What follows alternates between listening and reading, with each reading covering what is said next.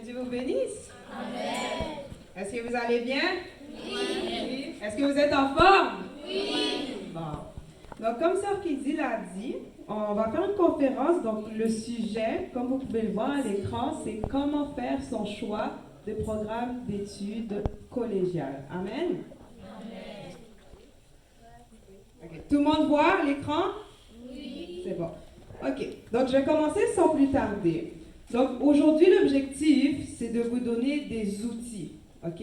Des outils pour que vous sachiez comment déterminer quel est le programme ou quel est le métier que vous voudriez faire dans le futur. OK?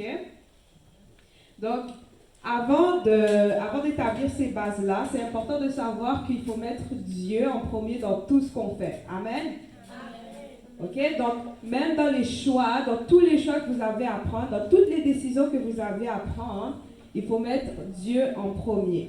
Ok? Et la première chose qui est importante, je vais vous parler de 7 éléments essentiels tout d'abord pour déterminer, pour vous aider à faire votre choix d'études. Ok? Donc la première des choses, c'est d'avoir une relation avec Dieu. Ok? Avoir une relation avec Dieu, c'est très, très important. Comme je l'ai dit, Dieu doit toujours être en premier dans tout ce qu'on fait. Donc, pour le choix que vous auriez à faire, pour le futur, pour vos métiers, pour votre carrière, il est important que Dieu soit mis en premier. Le deuxième point qui est important, c'est la prière. Okay? On ne bâtit pas de relation avec Dieu sans la prière. La prière, c'est un moyen de communiquer avec Dieu. C'est un moyen d'entrer en communication avec Dieu. Et quel est le lien avec le thème de la conférence d'aujourd'hui? C'est que Dieu a un plan, une destinée pour chacun d'entre vous. OK? Les enfants, les jeunes, les adultes. Dieu a un plan, une destinée pour chacun d'entre vous. Et lui, il vous connaît mieux que vous connaissez vous-même. Ok? Ethan, Dieu te connaît mieux que tu te connais toi-même. Jacob, Dieu te connaît mieux que tu te connais toi-même. Et je peux dire la même chose à tout le monde. Ok? Donc c'est important d'avoir une relation avec Dieu. Si on n'a pas de relation avec lui, vous ne pourrez pas l'entendre s'il vous guide, s'il vous met sur la voie du métier ou du choix de carrière que vous devriez prendre. Ok? Vous n'entendez pas Dieu. Donc c'est important d'avoir une relation avec lui et de passer du temps dans la prière. Troisièmement, c'est important de méditer la parole de Dieu. C'est important de méditer la parole de Dieu. Une chose qui est importante à l'école, c'est quoi? Le succès et la réussite. N'est-ce pas? Oui. Tout le monde veut réussir. Tout le monde veut avoir des bonnes notes. Mais pour ça, ça prend de la sagesse. OK? Ça prend de la sagesse. Et comme Josué 1er, verset 8 le dit, que ce livre de la loi, médite-le pour agir fidèlement selon tout ce qui est écrit, car c'est alors que tu auras du succès dans tes entreprises, c'est alors que tu réussiras. Ok? Donc c'est important de méditer la parole de Dieu. Je pense que j'avais déjà donné un témoignage un jour, l'année passée, par rapport à la méditation de la parole de Dieu. Ok? Par rapport à l'importance de lire sa Bible, je vais vous donner le témoignage, mais je vais le raccourcir. Dans le fond, pendant mes années au cégep, j'avais un cours de français qui était plutôt difficile. Et en temps normal, le français, pour moi, c'est une de mes forces. Ok? C'est une des matières dans lesquelles je suis la meilleure. Et pendant une des sessions que j'avais, je suis tombée sur un prof qui était plutôt difficile. Ok? Et cette session-là, je ne lisais pas ma Bible. Ok? Pendant cette session-là, je ne lisais pas ma Bible. Et j'avais beaucoup de misère à avoir des bonnes notes avec ce prof-là en particulier. Ok? Et vers la fin de la session, j'ai fait tout ce que je pouvais pour me rattraper et avoir une bonne note à la fin de la session pour pouvoir réussir le cours. Malheureusement, j'ai échoué le cours. Ok? J'ai échoué le cours. Et ma mère, je lui en avais parlé, et elle, ça la dérangeait dans son esprit. Et un jour, elle m'a appelé, elle m'a dit, Maëlle, est-ce que tu lis ta Bible? J'ai dit non. Elle a dit, tu lis pas ta Bible. Comment ça se fait qu'elle savait que je ne lisais pas ma Bible? Comment ça fait qu'elle le savait? Vous voulez répondre? On va aller avec Jordan. Parce que tu n'as pas réussi tes cours de français. Exactement. Non seulement parce que j'ai pas réussi mon cours de français, mais parce que ma mère, elle prie. Elle a une relation avec Dieu. Dieu lui a révélé sans même que j'ai besoin de parler. OK? Donc, vous voyez l'importance ici, avoir une relation avec Dieu, passer du temps dans la prière, méditer la parole de Dieu, et ça va vous amener le succès et la réussite. D'accord? Prochain point, la crainte de l'Éternel. La crainte de l'Éternel. Donc comme je disais tout à l'heure, on a besoin énormément de sagesse, ok, pour déterminer les choix et les décisions qu'on veut prendre dans la vie. Et la sagesse, elle commence où? Elle commence par la crainte de l'Éternel, ok? Et la crainte pour Dieu, c'est quelque chose qui vient justement en établissant une relation avec Dieu, en passant du temps avec lui dans la prière. La crainte de l'Éternel, elle se met en vous. Prochain point, donc comme je disais, on a besoin de sagesse.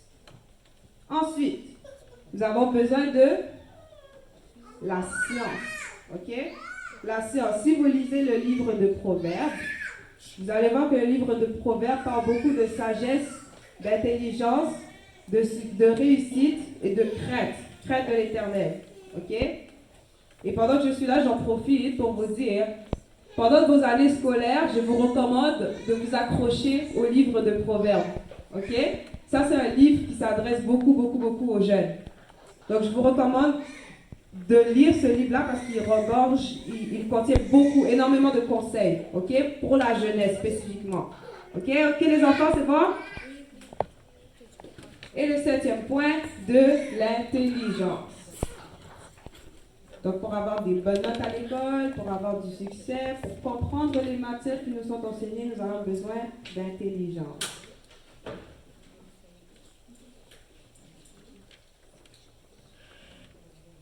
Maintenant, un des personnages bibliques, ok, qui reflétait tous les 7 points ici que je vous ai montrés, l'exemple que je peux prendre par excellence, c'est Daniel. Ok? Dans Daniel, on explique dans la Bible que Daniel avait beaucoup de sagesse, beaucoup d'intelligence. Et là, je vais demander à un enfant, un volontaire, de lire le verset qui est devant. Émi Rose? Daniel 1, verset 17. Tu peux approcher si tu veux.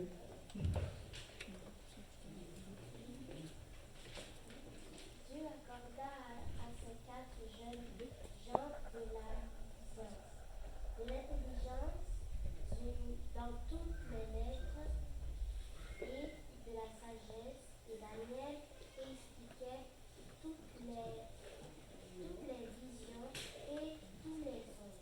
Amen. Merci, Émi. Ok, donc Daniel était muni d'une sagesse, d'intelligence que tous les gens dans le royaume, toutes les autres personnes n'avaient pas dans le royaume. Donc il y avait Daniel avec ses 3 amis, Shadrach, Meshach et Abednego. Ok, donc Dieu avait donné une sagesse, une intelligence à Daniel que les autres n'avaient pas. Et qu'est-ce que Daniel faisait souvent? Qu'est-ce que Daniel pratiquait régulièrement à chaque jour? Ethan? La parole de Dieu, mais qu'est-ce qu'il faisait 3 fois par jour? Maïka? Il priait 3 fois par jour. Ok? Donc la prière est un élément clé. Ensuite, voici quelques versets qui appuient ce que je vous disais tout à l'heure sur la crainte de l'Éternel, sur la sagesse. Donc premièrement, il y a Proverbe 1er, verset 7 qui dit « La crainte de l'Éternel est le commencement de la science ». Ensuite, on a Proverbe 9, verset 10, qui nous dit que le commencement de la sagesse, c'est la crainte de l'Éternel, et la science des saints, c'est l'intelligence. Il y a aussi le psaume 111, le verset 10, qui nous dit « La crainte de l'Éternel, c'est le commencement de la sagesse. Tous ceux qui l'observent ont une raison saine. Sa gloire subsiste à jamais. » Ok? Donc, avoir de la crainte pour Dieu, c'est très, très important.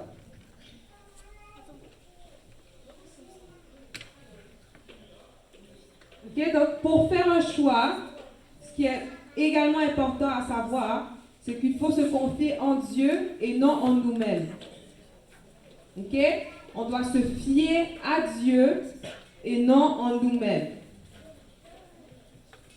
C'est pour ça que je veux dire que c'est important de mettre Dieu en premier parce que c'est lui qui va vous guider, c'est lui qui va vous mettre sur la bonne voie pour faire les bons choix et les bonnes décisions, pour prendre les bonnes décisions. Donc, Proverbe 3, les versets 5 à 7 nous disent « Confie-toi en l'Éternel de tout ton cœur et ne t'appuie pas sur ta sagesse. Reconnais-le dans toutes tes voies et il aplanira tes sentiers. Ne sois point sage à tes propres yeux. Crains l'Éternel et détourne-toi du mal. » Ok, donc, tous ces principes-là, toutes ces clés que je vous ai données sont importants à prendre en compte. Ok? Oui, je vais vous donner beaucoup d'informations pratiques, beaucoup d'informations au niveau du système scolaire ici au Québec, mais c'est toujours important de mettre Dieu en premier. J'insiste là-dessus. Ok? Donc, est-ce que quelqu'un pourrait me renommer les 7 éléments essentiels que je viens de citer? Un élément par personne. Jordan? Avoir une relation avec Dieu. Amen. Anaël? La prière. Naïka? Méditer la parole de Dieu. Nicolas? La crainte de l'Éternel. La crainte de l'Éternel. Zacharie? Justina? Merci. Et Ethan? L'intelligence. Amen. Bravo les amis. Ok. Donc l'ordre du jour. Aujourd'hui, je vais vous parler, on va diviser la conférence en 4 sections. Ça va être très très simple. Donc le premier sujet que je vais aborder, c'est le système scolaire au Québec. Comment ça fonctionne, je vais vous expliquer ce qu'il y a, quelles sont les étapes.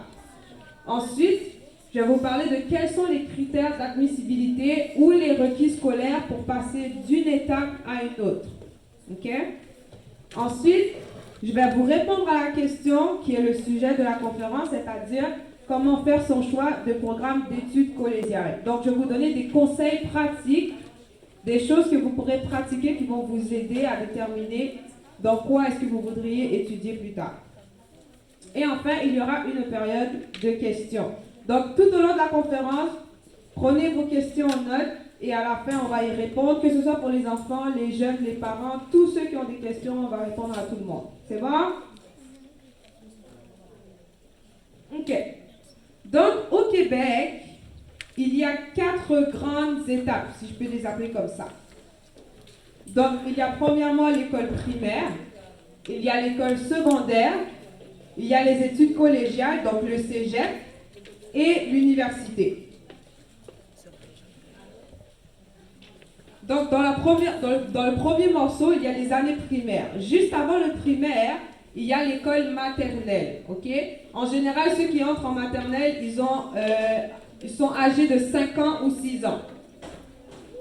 Ensuite, dans les années primaires, il y a 6 années. 6 ans au primaire, donc première année, deuxième année, troisième année, quatrième année. Et cela dure pour ceux qui sont âgés de 6 ans jusqu'à 11-12 ans. Ok? 11-12 ans. Ensuite, il y a le secondaire qui dure 5 ans. Ensuite, il y a le cégep qui dure 2 ou 3 ans, tout dépendant de ce que vous choisirez. Je vais approfondir le sujet un peu plus tard. Et enfin, il y a l'université. Ok? Donc, je reviens au début pour l'école primaire. Pour passer du primaire au secondaire, il est important d'avoir des bonnes notes dans la 5e année et dans la 6e année. Ok? Pour être accepté au secondaire, il est important d'avoir des bonnes notes en 5e année et en 6e année. Lorsque vous posez votre demande d'admission pour aller au secondaire, l'école secondaire va regarder vos notes des années de 5e année et également, ils vont regarder vos notes de la première étape de la 6e année. Je vais approfondir là-dessus. À chaque année que les enfants font, il y a 3 étapes. Étape 1, étape 2, étape 3. Chaque étape vale un certain pourcentage. Et ça vous permet de déterminer quelles seront vos notes à la fin de l'année. OK? Donc, pour passer du primaire au secondaire, ça vous prend des bonnes notes en 5e année et en 6e année. C'est bon? Et la note de passage, en général, ici, c'est 60%. Donc, vous devez avoir plus de 60% dans toutes les matières. Ensuite, pour passer du secondaire au cégep, qu'est-ce que ça prend? Pour passer du secondaire au cégep, il y a 2 années qui sont extrêmement importantes, c'est-à-dire secondaire 4 et le secondaire 5. OK? Le secondaire 4 et le secondaire 5. En général, au secondaire, il y a environ 8 cours. 8 cours par année. OK? Et dans ces 8 cours-là, il y en a quelques-uns que vous devez réussir pour passer au secondaire. Pour passer au cégep, pardon. Donc, lorsque vous êtes en secondaire 4, les 4 matières qui sont importantes de réussir, donc avoir la note de passage en haut de 60%, les 4 matières sont art, mathématiques, sciences et histoire. Art, mathématiques, sciences et histoire. C'est important de réussir ces 4 matières-là en secondaire 4 pour pouvoir passer au secondaire. OK? Au cégep, pardon, merci. Ensuite, en secondaire 5, il y a également 3 matières importantes qu'il faut réussir. Il y a premièrement le cours d'anglais. Ensuite, il y a les cours de français, la première langue. C'est important de réussir le français de secondaire 5. Et ensuite, il faut soit réussir le cours d'éthique et culture religieuse ou le cours d'éducation physique en secondaire 5. OK? Et pourquoi je vous dis ça? Parce que dès cette période-là, dès le secondaire 3, secondaire 3-4, ça devient un moment déterminant. C'est à ce moment-là que vous devriez commencer à savoir dans quel programme, dans quel domaine d'études est-ce que vous voulez aller. Je vais vous expliquer pourquoi tantôt. Et ensuite, pour passer du cégep à l'université, il est important d'avoir une bonne cote R. La cote R, c'est la cote de rendement des études collégiales. On va aller un peu plus loin tout à l'heure là-dessus.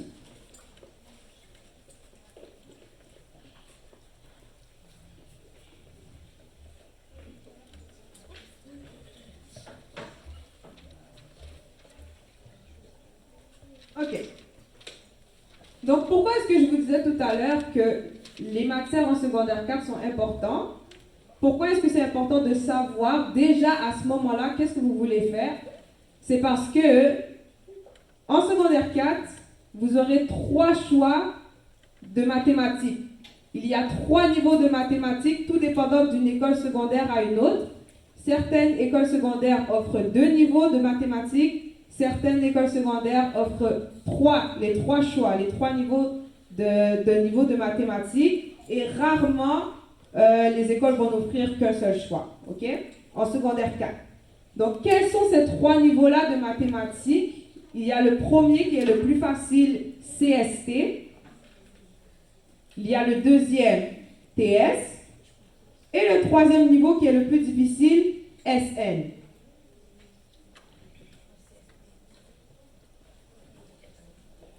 Non seulement en secondaire 4, il y a les mathématiques qui vont déterminer quel domaine d'études vous allez choisir. Il y a également le choix des sciences que vous allez prendre, les cours de sciences. En général, chaque école secondaire offre 2 niveaux de sciences. Donc, il y a soit les sciences et technologies, ou encore les sciences pures et appliquées, ce qui est un peu plus difficile que le premier. Et pour déterminer lesquels de ces 2 cours de sciences que vous aimeriez prendre ou lesquels de ces 3 niveaux mathématiques que vous voudriez prendre, je vous donne l'option, en fait, je vous donne un outil, c'est de faire des tests. OK? Il y a des tests sur Internet, il y a littéralement des tests d'orientation, tout dépendant de ce que vous voudriez faire à répondre. Il y a des sites Internet que je peux vous donner, ok? Et vous pourrez aller sur les sites internet et il y a des quiz, des questions auxquelles vous pourrez répondre. Et tout dépendant des réponses que vous allez donner, que ce soit par rapport à vos choix d'intérêt, ce que vous aimez, ce que vous n'aimez pas, le test d'orientation va vous donner des résultats de domaine d'études de ce que vous pourriez aller. Une autre option que vous avez aussi, vous pouvez consulter la conseillère d'orientation de votre école. Okay? Donc, toutes les écoles secondaires sont censées avoir une conseillère d'orientation. Elle, son rôle, c'est de vous aider à faire un choix, c'est de vous aider à connaître quels sont les domaines d'études qui s'offrent à vous. Donc, si quelqu'un veut aller en ingénierie, vous pouvez aller la voir et elle va vous aider à vous informer si est-ce que c'est quelque chose qui vous plaît, est-ce que c'est quelque chose que vous aimeriez faire, est-ce que tout ce que l'ingénierie comporte, est-ce que c'est des choses qui vous intéressent, ok? Donc vous pouvez aller consulter la conseillère d'orientation de votre école, elle va vous aider, ok? Donc là, je vais vous parler des 3 niveaux de mathématiques. Donc le premier niveau, comme je disais tout à l'heure, le plus facile, c'est CST. CST signifie culture, société et technique. Donc, ceux qui choisissent ce niveau de mathématiques-là en secondaire 4, c'est des personnes qui aiment tout ce qui est métier dans le domaine de l'humain, tout ce qui est les métiers d'entraide, les sciences sociales, la communication, l'art, les métiers d'aide, le droit. Si vous voulez être travailleur social, avocat, notaire, tout ce qui est métier d'aide et tout ce qui s'intéresse à l'être humain, en guillemets, vous pouvez choisir le niveau de mathématiques CST. OK? Même ceux qui veulent aller dans l'enseignement, c'est le niveau de mathématiques qu'il faut choisir pour y aller. Ça, c'est en secondaire 4. Toujours en secondaire 4, le deuxième niveau de mathématiques, c'est TS, technico-sciences. OK? Donc ça, c'est tout ce qui est études dans le domaine technique ou universitaire. Je vous ai mis quelques exemples. L'ingénierie, la biologie, la mécanique, l'administration, l'architecture. Si ce sont des métiers que vous intéressent, c'est important de choisir ce niveau de mathématiques-là. OK? Vous n'êtes pas obligé de savoir quel métier spécifique vous allez faire maintenant, mais au moins savoir que si ce sont des métiers qui vous intéressent, des métiers qui sont plutôt manuels, dans les laboratoires, dans les ateliers mécaniques, et là, dans ce cas-là, vous allez devoir prendre ce deuxième niveau-là de mathématiques. OK? Ensuite, il y a le troisième niveau de mathématiques qui est le plus élevé, qui est SN, les sciences naturelles. Donc ça, c'est des études, ça c'est les maths pour ceux qui aimeraient faire des études dans le domaine des sciences pures et appliquées, donc tout ce qui est dans le domaine de la santé, dans le domaine médical pour être médecin, infirmière, ou même ceux qui aiment la recherche, okay? Ceux qui aiment travailler dans les laboratoires, en biochimie, en physique, vous devriez prendre sciences naturelles lorsque vous êtes en secondaire 4. Okay? Donc est-ce que vous comprenez un petit peu pourquoi je vous dis que dès le secondaire 3, vous devriez savoir environ dans quel domaine est-ce que vous voulez vous situer? Oui, non? OK. Donc, je vous rappelle, pour pouvoir obtenir son diplôme secondaire, qu'est-ce qu'il faut? En secondaire 4, il vous faut réussir art, le cours des mathématiques, le cours des sciences et le cours d'histoire.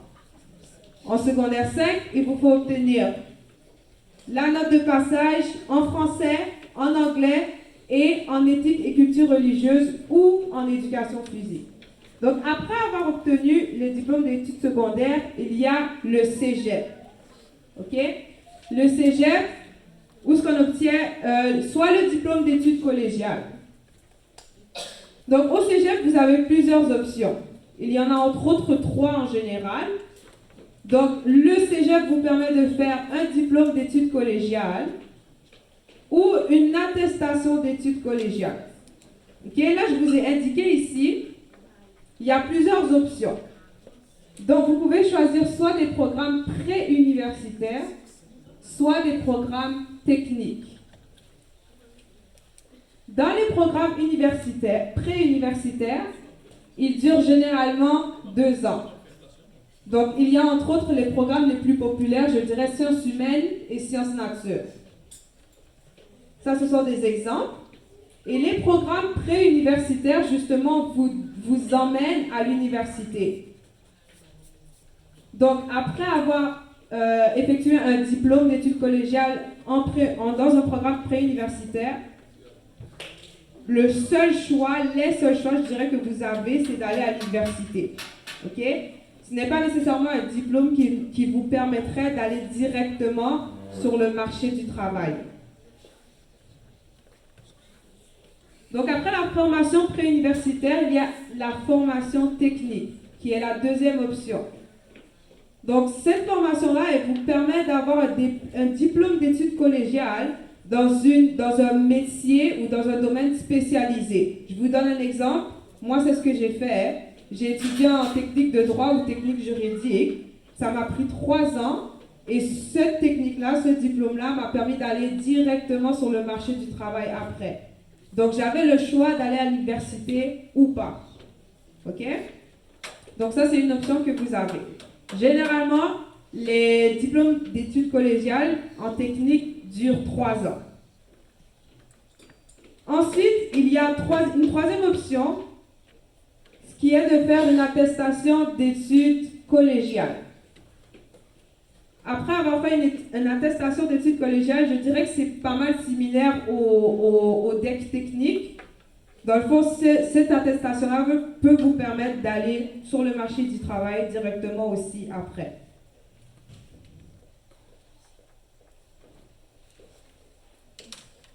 Donc, au cégep, qu'est-ce qu'il faut pour réussir et aller à l'université? Au cégep, les notes, ou je dirais les grades des élèves sont calculés selon la cotaire. Donc, la cotaire, c'est ce qui va déterminer votre entrée dans un programme à l'université. Qu'est-ce que la cotaire?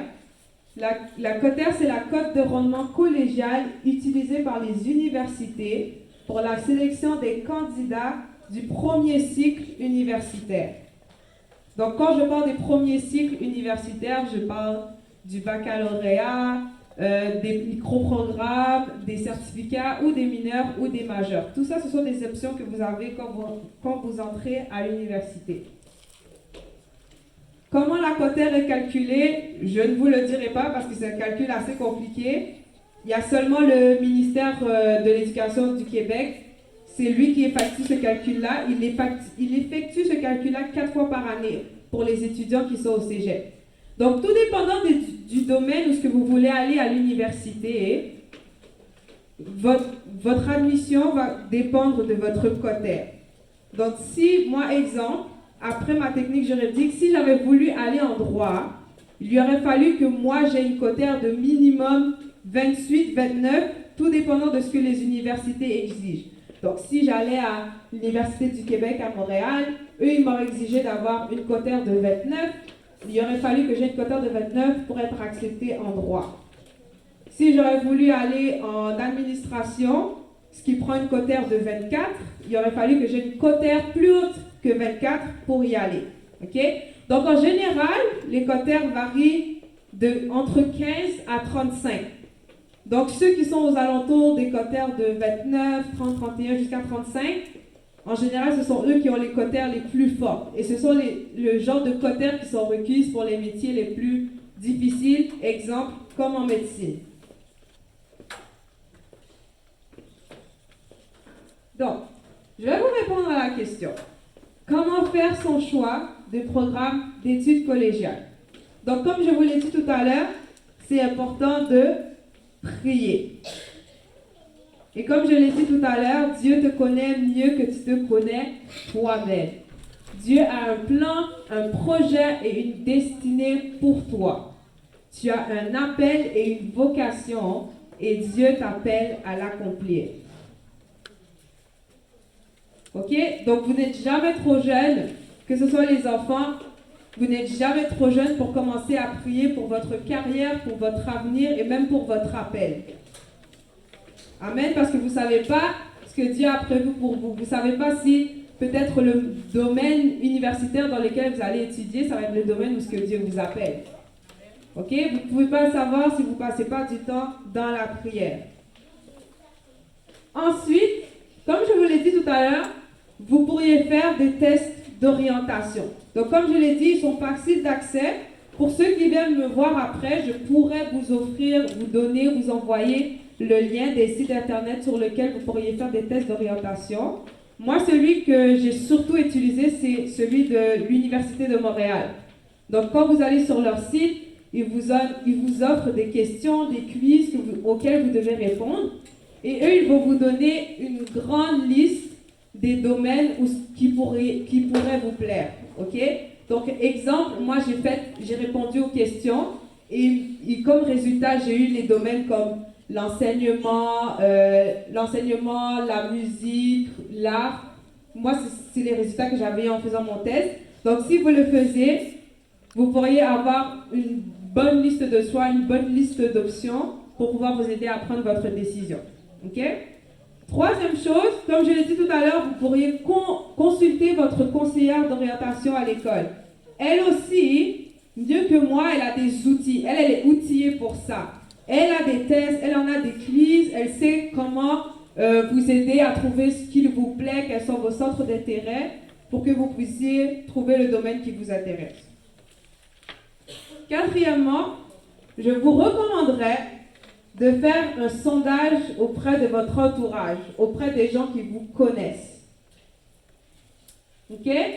Donc, vous pouvez poser des questions à vos parents, poser des questions à vos frères et sœurs. Demandez-leur, mais qu'est-ce que tu vois qui m'intéresse le plus? Donc, dans quel domaine est-ce que tu vois que j'ai le plus de talent? OK? Interrogez ceux qui sont autour de vous aussi pour vous aider à prendre votre décision. Oui, il y a des tests, il y a toutes ces options-là, mais personne ne vous connaît mieux que ceux qui sont autour de vous.